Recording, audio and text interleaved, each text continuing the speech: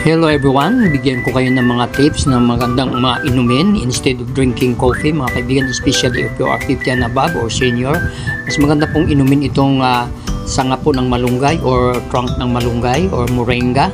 Tanggalin nyo lamang po yan, putol-putulin, and then tanggalin yung balat, and then lagyan nyo ng 3 basong tubig, steam nyo po ng 10 to 15 minutes. Then that's it, pwede na nating inumin. Maganda po ito, nakakapagpababa po ng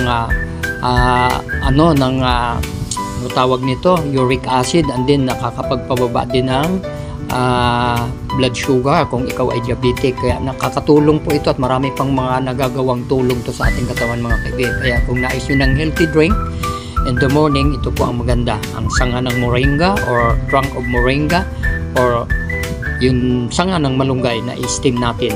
Ganun lamang po mga kaibigan, napakadali at napaka masustansya po sa ating katawan.